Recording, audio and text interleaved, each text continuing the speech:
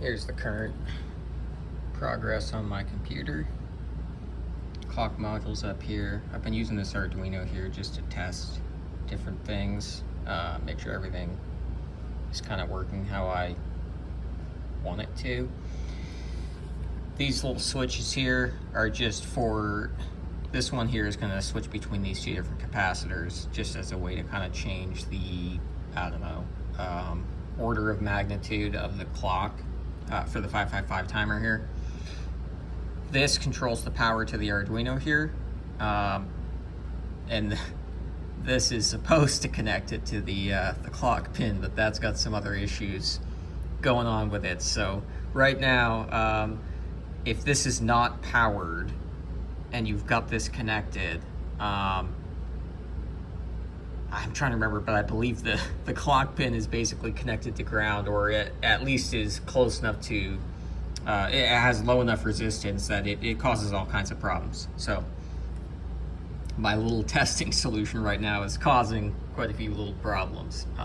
But anyway, the main bus here, I've got obviously the data bus, but I've also got this like memory bus, and then I've got a power rail just to make it a little bit cleaner to distribute power, and then I've got the clock here. So yeah, and then let's see, so over here, this is just showing what's on the data bus and the memory bus here. I've got power coming in here, and then I got, you know, A register, B register. I built out my ALU sort of with, you know, just with logic gates. That goes down here to the sum register, and then yeah, so you can put that back on the data bus. But so this all started originally from the Ben Eaters kit, and then I ended up making a lot of modifications. Just, I don't even know why, I just did. One of the things I'm changing is, when I originally, as you can see, I had all my control logic, the lights down here, and I was messing around with the inverters and stuff. But what I'm going to end up doing is the control logic here is just going to be LEDs actually at the location of the sort of the control in question. Just purely from I was running out of space, and so that's my questionable solution to that. I've got 3 EEPROMs here. Just I don't really know why. I guess I just wanted the additional control lines. You know, I've got a list of at least the preliminary controls I want to implement somewhere, but I don't have it right now. This is going to be where the code that I'm running is stored and read from, and so on. And then over here, I've got these 14 segment displays. There's going to be another one here. There's going to be 3, I think, in total. And right now I'm working on the logic for controlling those. So I've got a solution in theory. I need to prototype it, but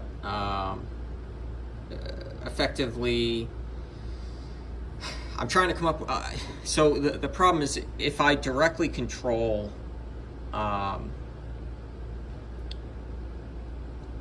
can't effectively control these, really, as far as, like, you know, scroll, because I want to scroll text, okay? Or I suppose it's going, I haven't decided which way I want it to go. But basically, yeah, no, it would be going this way. So I can't effectively control the scrolling with this clock here. It's just, everything would be going too quickly. So what I'm gonna be doing is, I'm gonna have a control bit to turn on and off the scrolling, and probably a potentiometer here to control the speed of the scrolling. That's going to be independent from the refresh rate, because obviously these need to be refreshed pretty quickly. And so the way that I'm going to do the refreshing of these, so there's going to be basically a base address.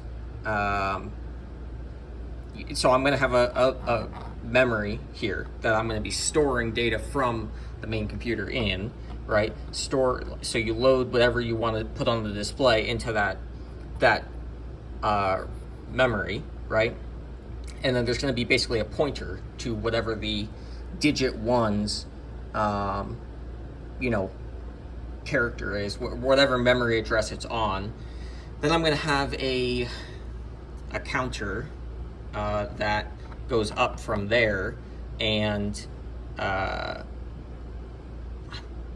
so I'm setting the lowest order bit. How is this?